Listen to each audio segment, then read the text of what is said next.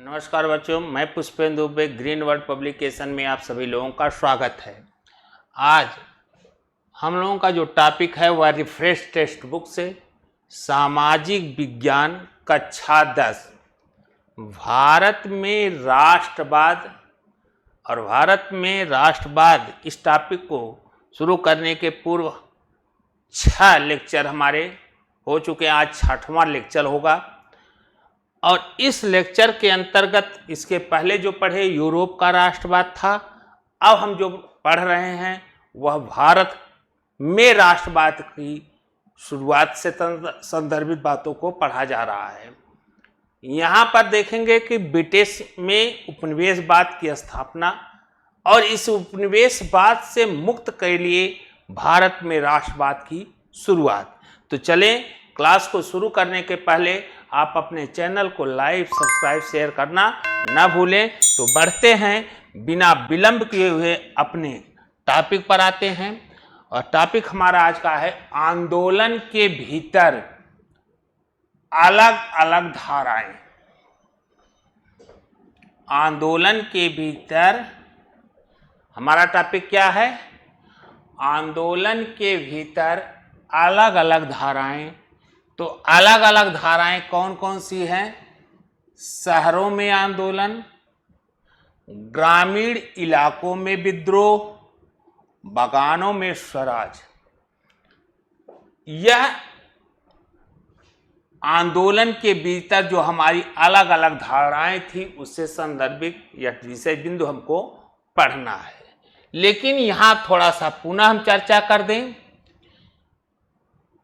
कि असहयोग आंदोलन पर सिर्फ इस टॉपिक को लेते हैं। असहयोग आंदोलन कल के टॉपिक में था कि असहयोग आंदोलन ही क्यों, प्रश्नवाचक चिन्ह के साथ आपका टेक्स्ट बुक में यह चीजें लिखी गई हैं कि असहयोग आंदोलन ही क्यों। तो यहां हम देखेंगे कि 1909 में, ध्यान दीजिएगा, 1909 में महात्मा गांधी 1909 में महात्मा गांधी 1909 में महात्मा गांधी ने अपनी पुस्तक हिंद स्वराज के अंतर्गत, किसके अंतर्गत? अपनी पुस्तक हिंद स्वराज,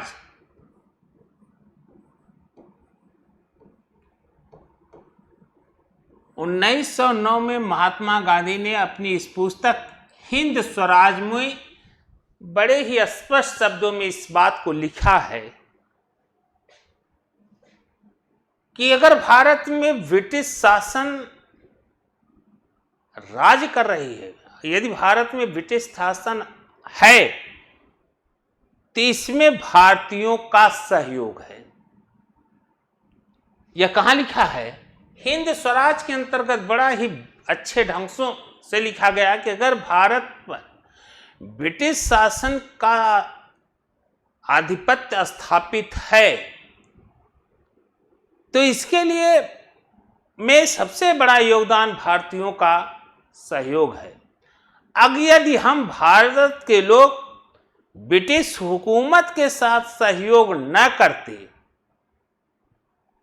तो निश्चित तौर से ब्रिटिश हुकूमत भारत पर अपने आधिपत्य को स्थापित नहीं कर सकती थी, या की तो बहुत दिनों तक चल नहीं सकती थी।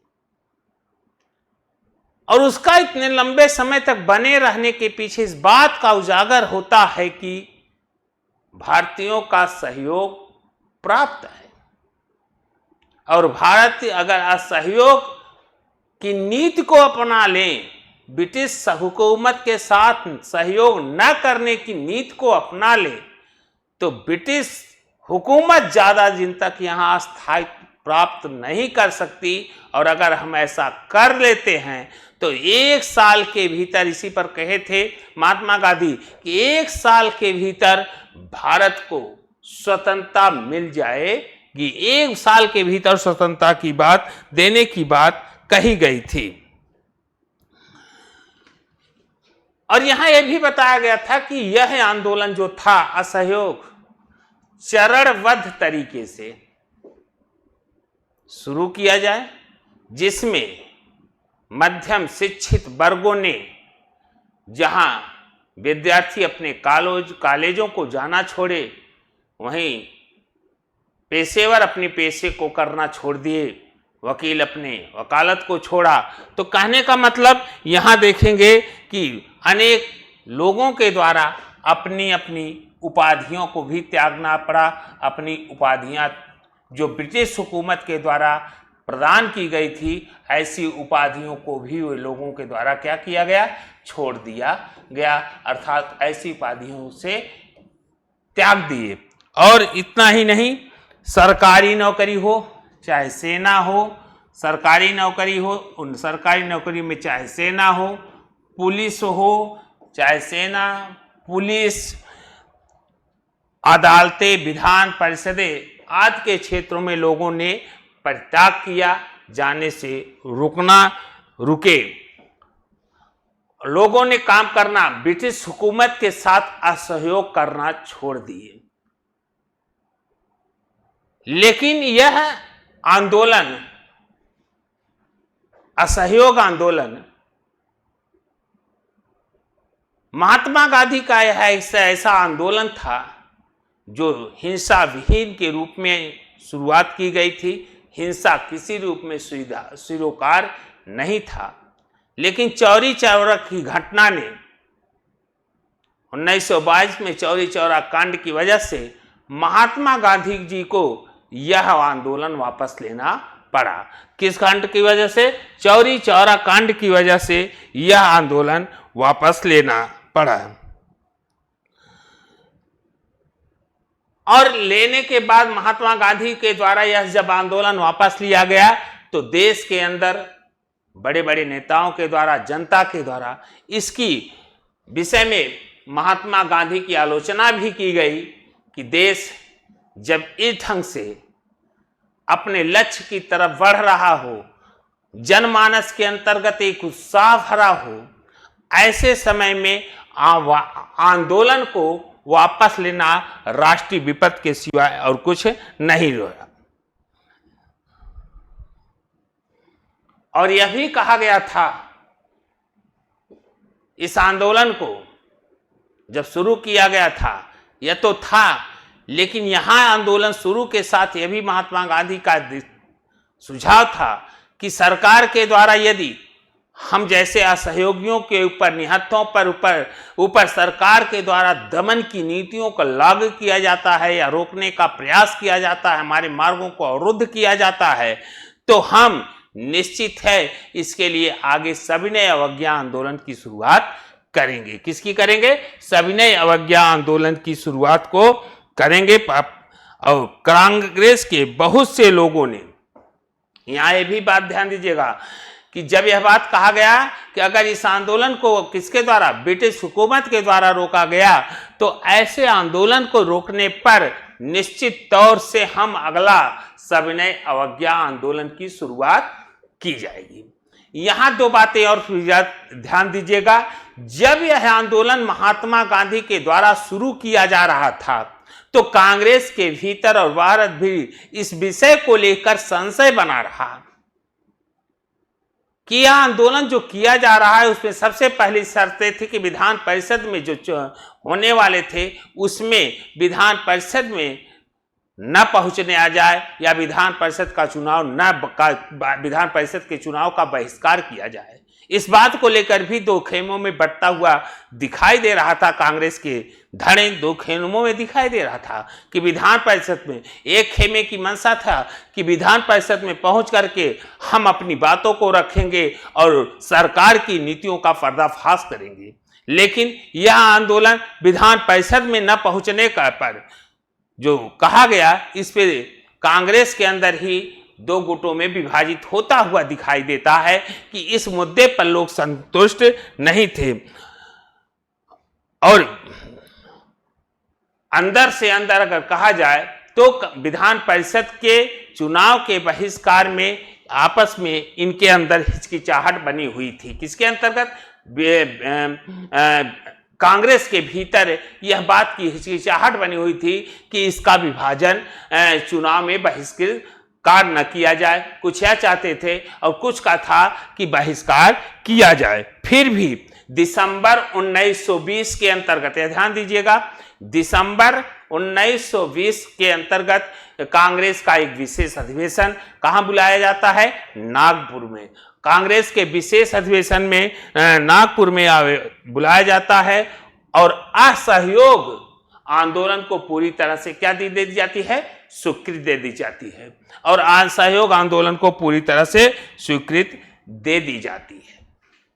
और स्वीकृति मिलने के बाद अब आता है मूल बिंदु आपका कि असहयोग आंदोलन के भीतर कॉन्सेप्ट का भाव यही है कि असहयोग चला, असहयोग बंद क्यों हुआ अभी अभी बताए थे भाई। लेकिन जब असहयोग चल रहा था तो असहयोग आंदोलन के भीतर अलग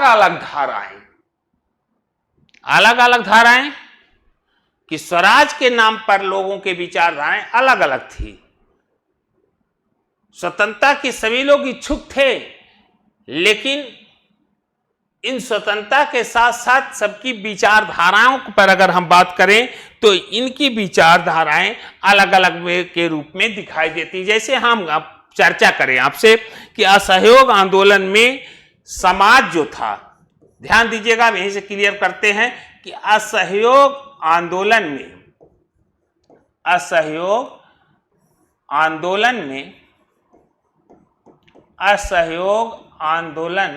में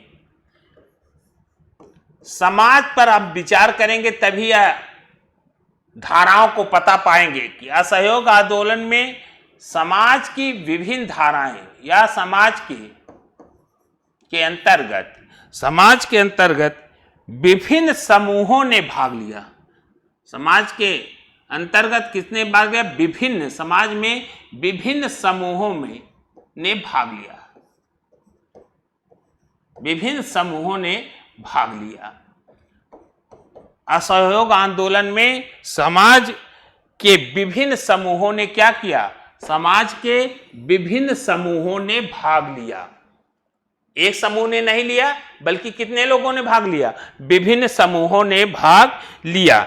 इस समूहों की अपनी अपनी अलग अलग आकांक्षाएं होगी। अरे भाई, विभिन्न समूह थे तो इन विभिन्न समूहों की क्या थी? अपनी अपनी क्या थी? आकांक्षाएं थी। अपनी अपनी क्या थी? अपनी अपनी आकांक्षाएं थी और अपनी अपनी आकांक्षाओं के अनुसार इस समूहों ने क्या किया? असहयोग आंदोलन में भाग लिया। आंदोलन में शामिल सभी वर्ग, चाहे वह किसी भी समुदाय के हों, सभी वर्ग चाहे किसी भी समुदाय ने स्वराज का आह्वान तो किया। कोई भी वर्ग हो, कोई भी समुदाय हो, चाहे किसी भी समूह से हो, सभी ने किसका आह्वान किया? स्वराज का। सभी ने स्वराज का आह्वान किया, सभी ने स्वराज को माना, पुकारा, सभी ने स्वराज पर न्यौछावर होने की बात किया। किंतु स्वराज से उसका आशय भिन्न भिन्न था। स्वराज पक्ष से उनका विभिन्न जो समूह थे, समुदाय थे, स्वराज से उनका आशय क्या था? उनका आशय अगर देखा जाए विभिन्न समूहों का जो आशय था वह भिन्न भिन्न था। क्या था? भिन्न भिन्न था।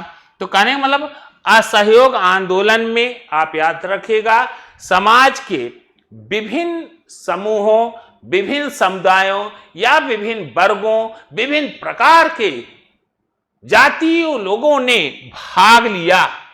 विभिन्न प्रकार के लोगों ने, विभिन्न प्रकार के समूहों ने समाज के अंतर्गत इसमें असहयोग आंदोलन में कूदे।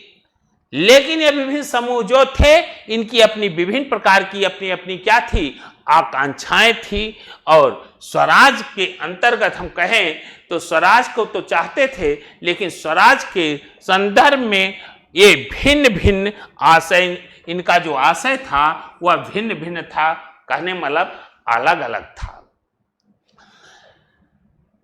अब यहां देखेंगे कि यह असहयोग आंदोलन के अंतर्गत विभिन्न समूह, विभिन्न जातियां, विभिन्न वर्गों के लोगों ने भाग लिया और यह आंदोलन का जो विभिन्न वर्ग था, एक था शहरों में जब यह आंदोलन चला, असहयोग आंदोलन शहरी आंदोलन के रूप में, असहयोग आंदोलन में भाग शहरी वाले भी लिए, ग्रामीण अंचल के लोग भी लिए, बागानों में भी स्वराज की मांग थी। इन तीनों पर यहां हम चर्चा करेंगे।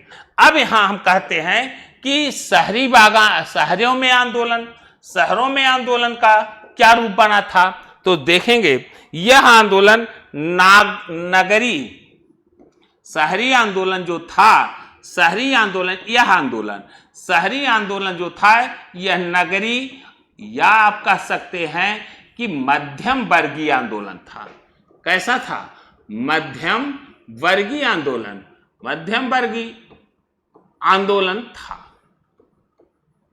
जिसमें पढ़े लिखे शिक्षित वर्ग के लोग आंदोलन, मध्यम वर्गीय आंदोलन था। और इस आंदोलन में कौन लोग भाग लेते हैं? शिक्षित पढ़े लिखे लोग भाग लेना शुरू किए। मध्यम वर्गों से यह आंदोलन शुरू हुआ, जिसमें विद्यार्थी की बात की जाए, विद्यार्थियों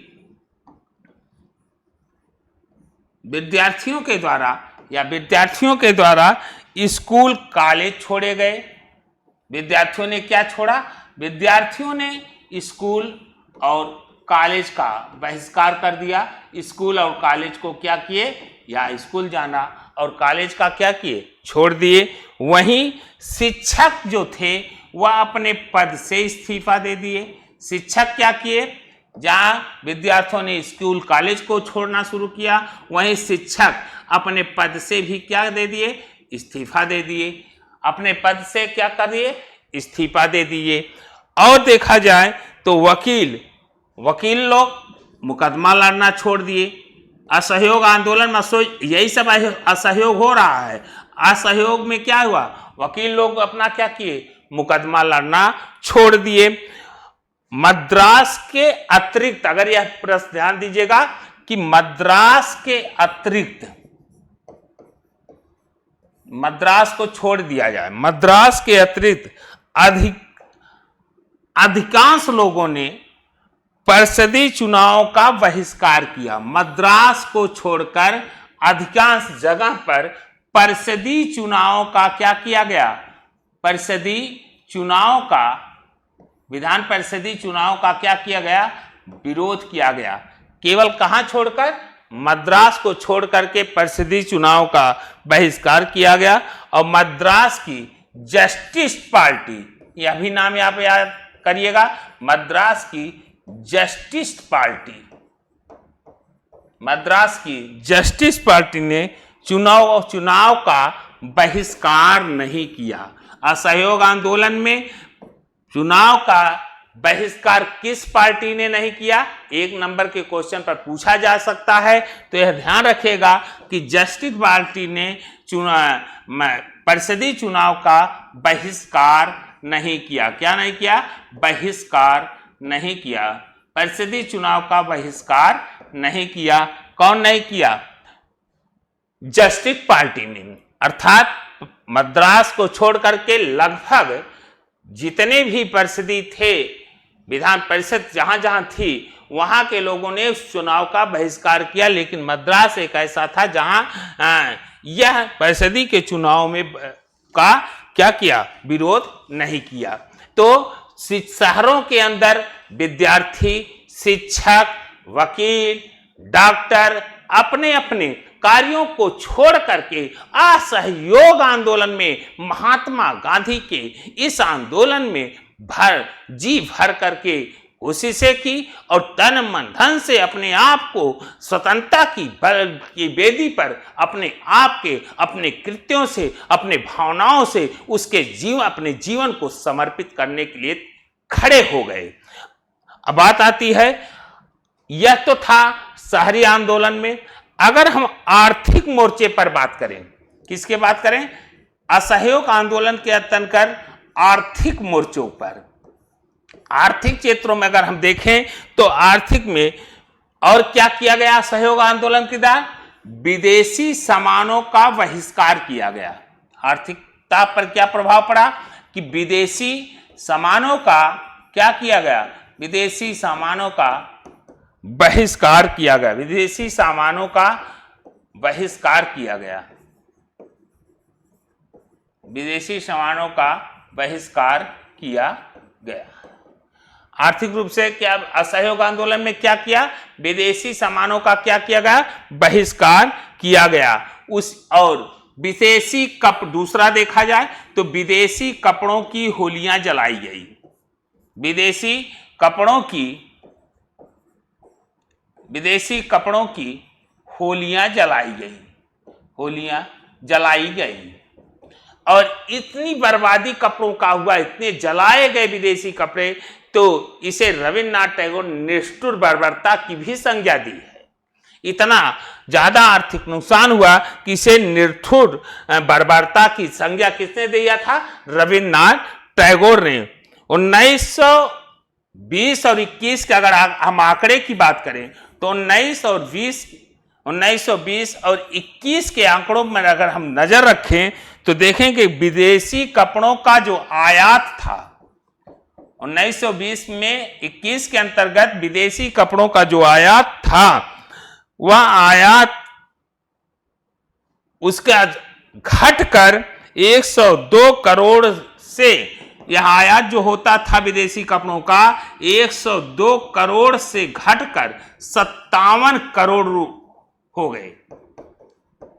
क्या हो गया, 102 करोड़ जो आयात किए जाते थे यह घट करके कितने हो गए, 57 करोड़ रह गए। कुछ समय बाद तो विदेशी कपड़ों का इस ढंग से काफी ज्यादा बहिष्कार किया गया, आर्थिक शासन के द्वारा आर्थिक नुकसान भी उठाए गए।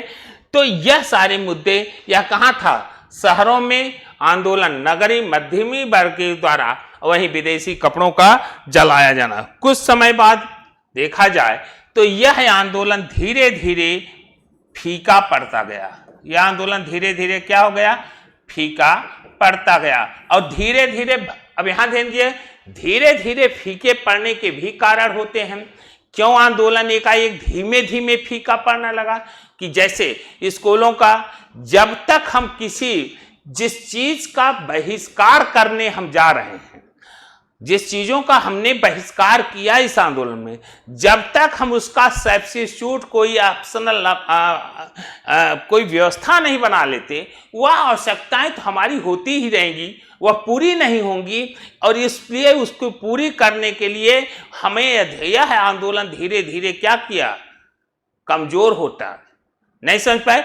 जैसे हमने कहा कि हमने मान लीजिए स्कूलों का कपड़ों का होली जलाई, हम विदेशी कपड़े नहीं पहनेंगे, चलिए हम विदेशी कपड़े नहीं पहनेंगे तो हम देसी कपड़ों में, चलिए उस समय गांधी का दिया खाया गया ये कपड़े थे उसको पहना जाएगा। लेकिन जितनी मात्रा में भारत को इन कपड़ों की जरूरत थी, वह कपड़े जो हम विदेशी का पहनते थे उससे ज्यादा महंगा हमको खादी के कपड़े पड़ते थे।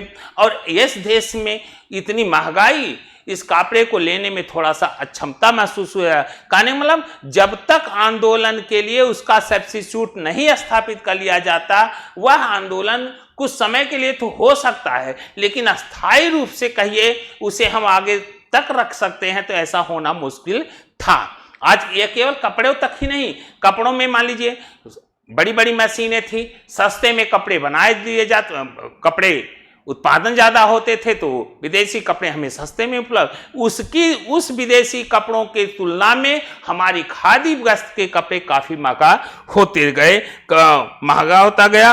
और जिसे ग्रामीण या शहरी भारतीय लोग खरीदने में अक्षम रहते थे। तो कहने मतलब शहरों में जो आंदोलन चला उसका यह रूप रहा है। अगला हम देखेंगे ग्रामीण इलाकों में विद्रोह। यह शहरी इलाकों का था, अब हम किसकी तरफ बढ़ रहे हैं, ग्रामीण इलाकों का विद्रोह। तो ग्रामीण इलाकों में असहयोग आंदोलन हम देखें, ग्रामीण इलाकों पर किस रूप में चला, असहयोग आंदोलन। असहयोग आंदोलन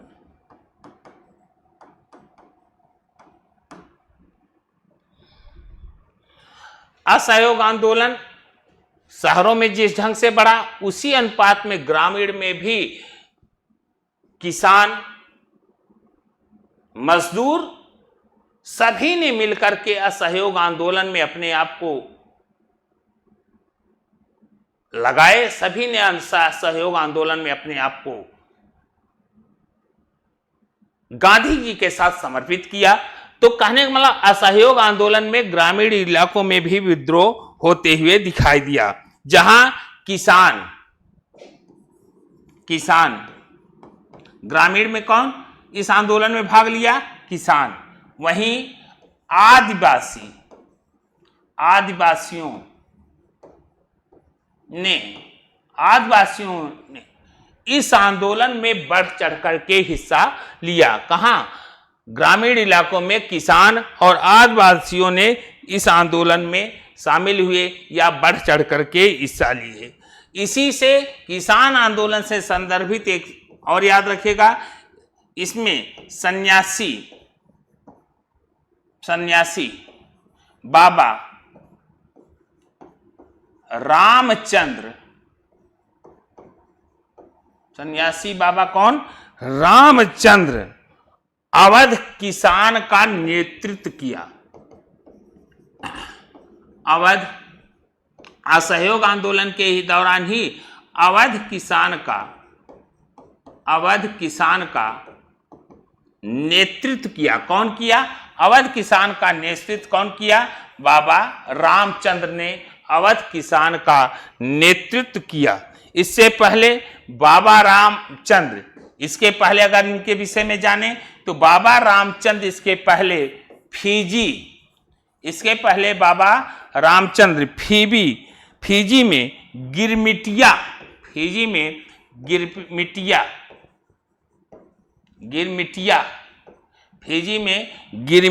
मजदूर के रूप में काम कर चुके थे। गिरमिटिया मजदूर के रूप में काम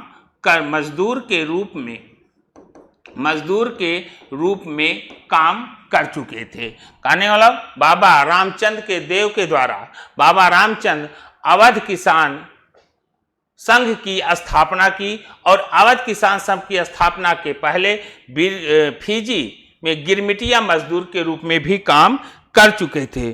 पंचायतों में उसी समय नाई धोबी के माध्यम से नाई धोबी आंदोलन भी शुरू हुआ। नाई धोबी आंदोलन कहां? ग्रामीण अंचलों में नाई धोबी आंदोलन की भी शुरुआत की गई। कहने का मतलब कि शहरों में जहां लोगों ने अपने इस ढंग से, वहीं ग्रामीण अंचल में किसानों ने, और इस किसान आंदोलन में पंडित जवाहरलाल, राजेंद्र प्रसाद, अवध किसान सभा, लखनऊ किसान सभा आदि ऐसे आंदोलन किए गए, जिसमें जनता को जागरूक करते हुए असहयोग आंदोलन में ग्रामीण अंचलों के लोगों ने मिलकर के भरपूर असहयोग आंदोलन को आगे बढ़ाया। तो यह रहा असहयोग आंदोलन, कहां? ग्रामीण इलाकों में विद्रोह से संबंधित। अगला आपका है बागानों में स्वराज। यह बागानों का स्वराज क्या है, इस पे आते हैं। बागानों के स्वराज के अंतर्गत एक एक्ट की यहां हम चर्चा करेंगे कि बागानों के स्वराज में 1859 में, ध्यान दीजिएगा, 1859 के एक्ट के अंतर्गत, 1859 के किसके अंतर्गत? 1859 के एक्ट के अंतर्गत बागानों में काम करने वाले मजदूरों को, इस एक्ट के अंतर्गत कहा गया है कि बागानों में काम करने वाले, बागानों में काम करने वाले, बागानों में काम करने वाले मजदूरों को, बागानों में काम करने वाले मजदूरों को बिना बागान मालिक की अनुमति से बाहर जाने की अनुमति नहीं थी। बिना बागान मालिक के अनुमति के वह बागान से बाहर नहीं जा सकते थे। तो किस एक्ट में यह था? 1859 के एक्ट बागान में काम करने वाले मजदूरों को बिना इजाजत बागान से बाहर जाने की अनुमति नहीं थी। बागान से बाहर जाने की अनुमति नहीं थी। लेकिन जब असहयोग आंदोलन शुरू हुआ, जब कौन सा असहयोग आंदोलन शुरू हुआ, इन बागान में मजदूरों को महात्मा गांधी का यह आंदोलन सुनकर इतने भाव विभोर हुए कि ये अपने घर को जाने के लिए बिना बागान मालिक की अनुमति के वह बागान से बाहर निकल करके जाना शुरू कर दिए और अपने घर के लिए जाने के लिए लालायित हो उठे। किसके? महात्मा गांधी के असहयोग आंदोलन के शुरू हो जाने पर यह बागान में काम करने वाले मजदूर उत्साहित होकर के कि महात्मा गांधी जी आ रहे हैं, उनका असहयोग आंदोलन चल रहा है, बागान मालिक की बिना अनुमति के यह घर जाने की इच्छुक हो गए और घर जाने की तैयारी करने लगे। लेकिन यहां एक विडंबना है, ये घर जाने की तैयारी करने लगे और आज अपने अधिकारियों की अवहेलना करना भी शुरू कर दिए और अपने घर चल दिए। लेकिन घटना क्या थी? किंतु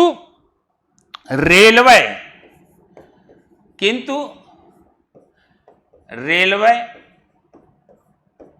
और अन्य आवागमन